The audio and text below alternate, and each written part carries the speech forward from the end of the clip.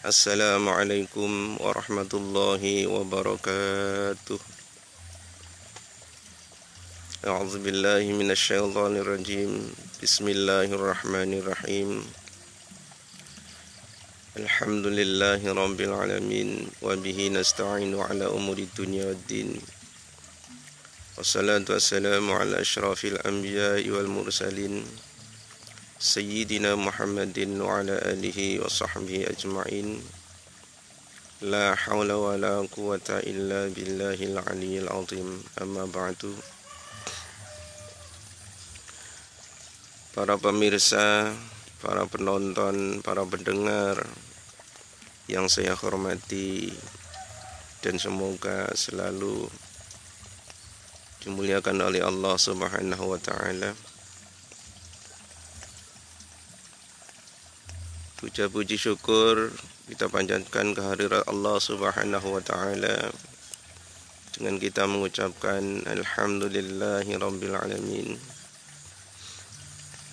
Karena hingga saat ini, hingga detik ini kita masih mendapatkan beberapa kenikmatan dari Allah, terutama kenikmatan kesehatan, keselamatan, sehingga sekarang ini kita masih bisa berhadapan, bertemu, bertatap muka dalam acara ceramah singkat melalui media YouTube ini.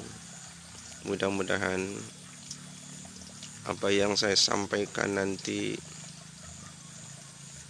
dan apa yang Anda dengarkan nantinya dalam penyampaian ini nanti menjadi sebuah amal yang bermanfaat, dan semoga Allah mencatat sebagai amal ibadah, sebagai bekal untuk kembali ke sisi Allah Subhanahu wa ta'ala. Salawat ma'asalam semoga tetap terlimpahkan kepada junjungan kita Nabi besar Muhammad sallallahu alaihi wasallam. Amin ya rabbal alamin. Para hadirin, para pendengar, para pemirsa, para penonton yang saya hormati, pada pertemuan pertama telah saya sebutkan tema untuk pertemuan yang kedua kalinya. Pertemuan yang kedua kalinya, yaitu hari ini, kami akan, sudah saya sebutkan, bertemakan ilmu adalah sebagai mutiara. Ilmu adalah mutiara kehidupan manusia. Kami ingin menyampaikan lebih lanjut tentang apa yang telah dikarang oleh Imam Al-Ghazali di dalam kitab Minhajul Abidin. Beliau mengatakan mengenai hal ilmu, beliau mengatakan bahwa hendaklah ilmu dijadikan sebagai dasar pokok, dijadikan sebagai pedoman panduan hidup, karena ilmu adalah mutiara dan sumber dari berbagai kebaikan-kebaikan. Maka ilmu adalah sesuatu yang lebih didahulukan daripada hal-hal yang lainnya, termasuk perbuatan-perbuatan, termasuk amal-amal yang lainnya, seperti amal yang bersifat ibadah maupun amal yang tidak bersifat ibadah.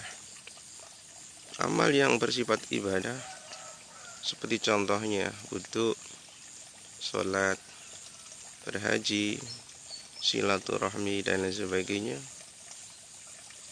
Kemudian amal-amal yang tidak bersifat ibadah seperti amal-amal mubah, perbuatan-perbuatan mubah yang boleh kita kerjakan, seperti makan, tidur, mandi, dan lain sebagainya.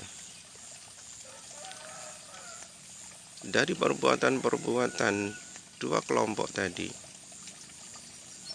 perbuatan yang bersifat ibadah maupun perbuatan yang bersifat tidak ibadah, hendaknya mempunyai panduan. Harus ada pemandu agar supaya perbuatan-perbuatan itu tadi bisa membuahkan hasil dan selamat. Maka di dalam sebuah hadis disebutkan, al-ilmu imamul amal wal amalu tabi'uhu. Ilmu adalah imam dari perbuatan, sementara perbuatan adalah mengikuti ilmu. Itu berarti ilmu adalah panduan imam yang harus dikedepankan, sementara amal perbuatan yang kita lakukan itu adalah makmum yang posisinya selalu harus ada di belakang ilmu. Imam Ghazali menambahkan, kenapa ilmu harus dijadikan dasar sebagai panduan, sebagai imam dari segala amal perbuatan? Karena ada dua sebab. Sebab yang pertama, agar supaya perbuatan yang dilakukan oleh manusia, amal perbuatan yang kita lakukan ini bisa berbuah dan bisa selamat. Maksud berbuah di sini adalah agar supaya perbuatan yang kita lakukan berbuah pahala, berbuah keridhaan dari Allah Subhanahu wa ta'ala. Karena apabila amal tanpa didasari dengan ilmu, tanpa mengikuti imamnya yaitu ilmu, maka secara otomatis, secara logika, amal akan berjalan tidak sesuai dengan ketentuan dan syariat-syariat di dalam agama.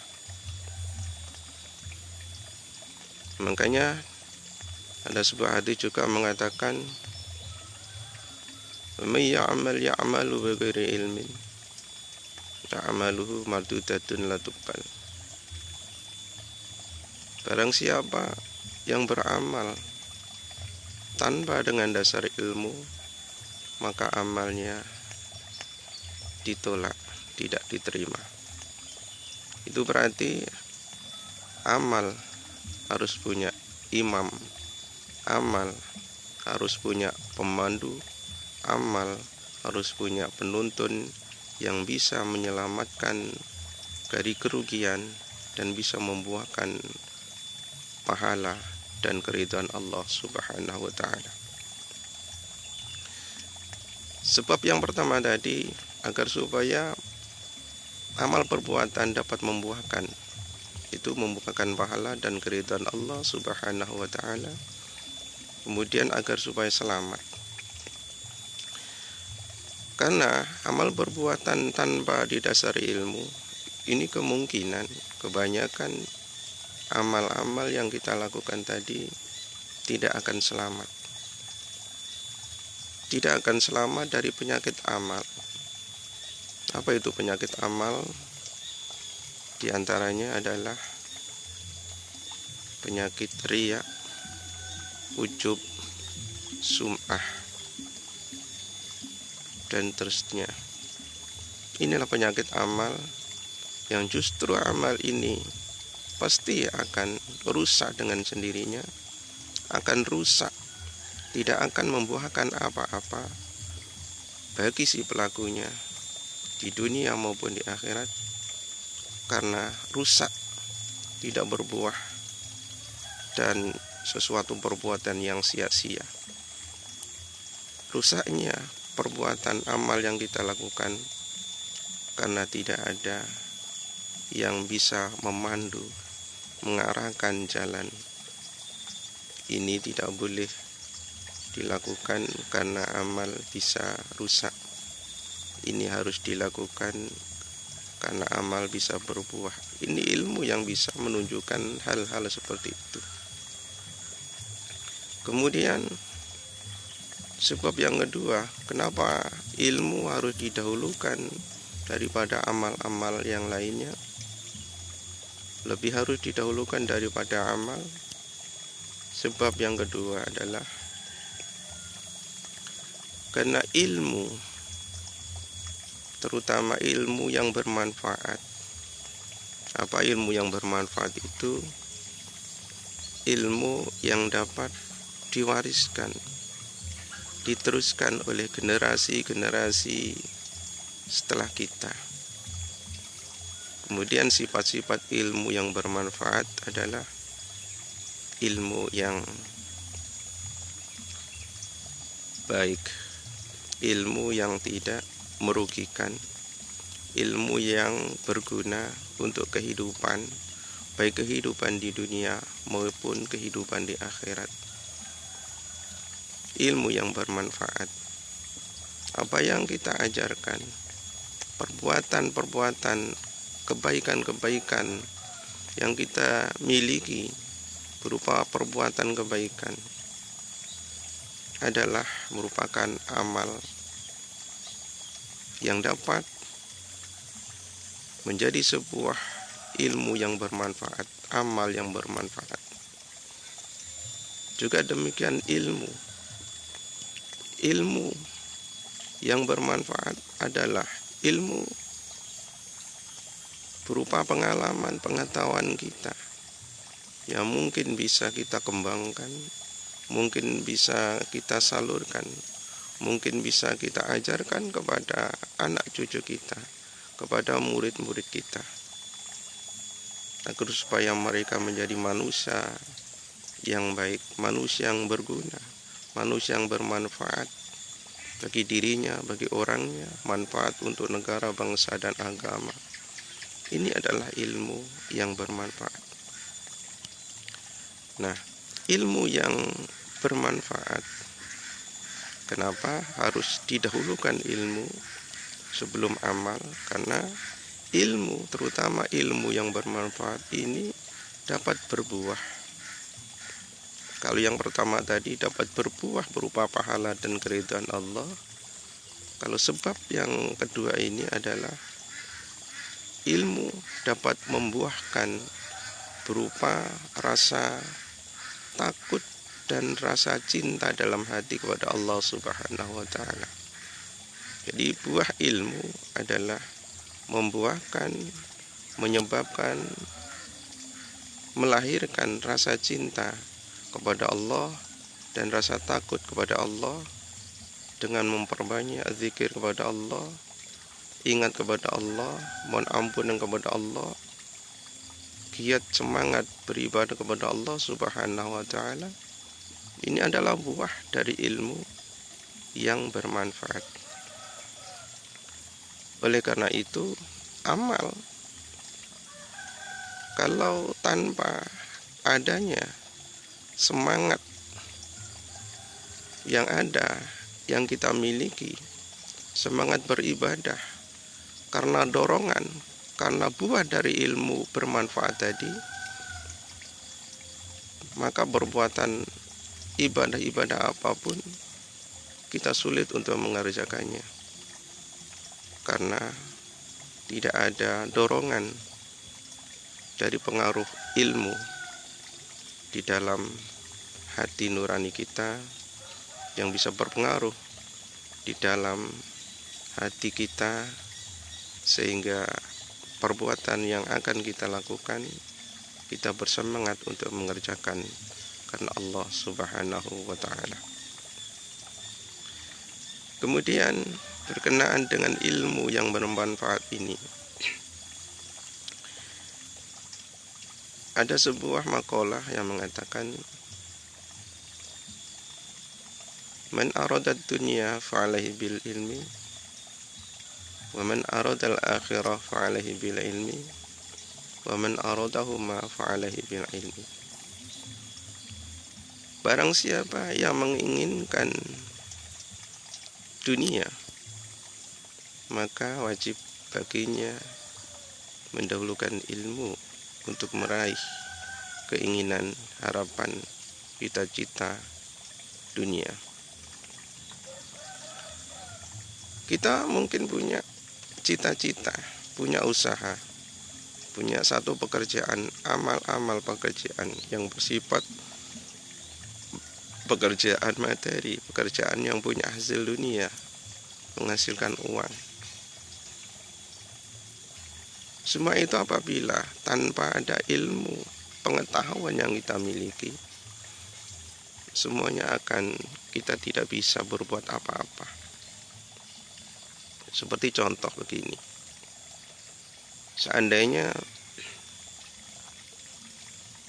kita mengharapkan satu pekerjaan, ingin terjun ke dalam satu bidang pekerjaan. Misalkan bengkel, kita buka bengkel di situ, lalu ada pasien bawa sepeda, kebetulan ingin dibuka mesin atau karburator.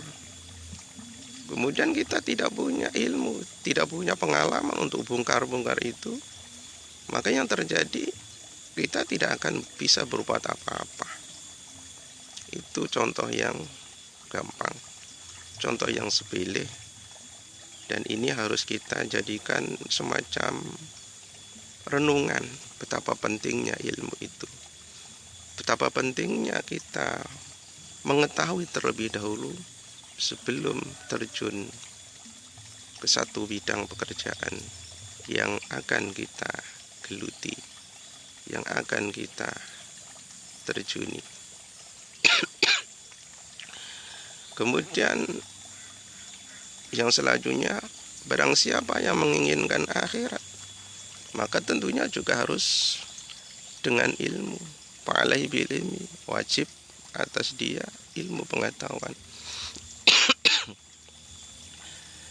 Kita mengharapkan pahala, kita mengharapkan surga, kita mengharapkan kenikmatan berupa surga Allah Subhanahu wa ta'ala. Kemudian kita melakukan sholat, ibadah-ibadah yang memang disyariatkan oleh Allah, karena ini adalah merupakan ibadah-ibadah yang mampu, yang bisa mengantarkan seseorang pelakunya untuk menjadi manusia yang mendapatkan karunia besar dari Allah berupa surga. Ini harapan kita, sholat, puasa, dan seterusnya. Tapi kita tidak mempunyai pengalaman, tidak mempunyai ilmu dari perbuatan amal-amal yang kita menginginkan surga melalui amal-amal tadi. Secara otomatis amal-amal itu akan sia-sia, akan tidak membuahkan apa-apa, justru menjadi celaka, menjadi bumerang bagi diri kita sendiri. Lalu selanjutnya, barang siapa yang menginginkan dunia akhirat, maka wajib atasnya ilmu.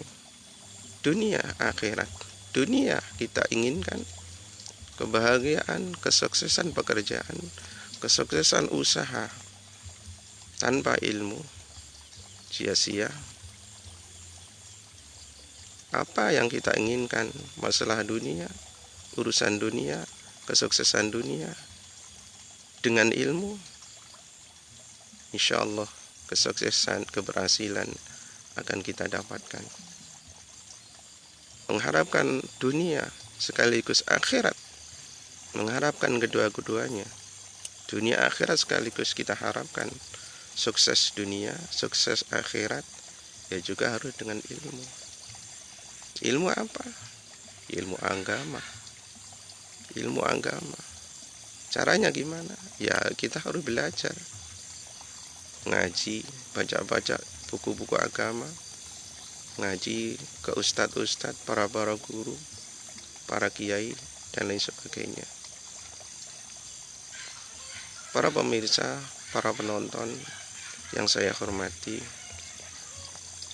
insya Allah pembahasan kita mengenai ilmu ini akan kita sambung dalam kesempatan hari-hari berikutnya dengan judul yang sama, dengan tema yang sama.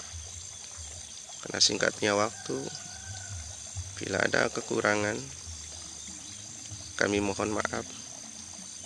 Bila ada kelebihan waktu, ini bukan kami sengaja. Dan insya Allah kekurangan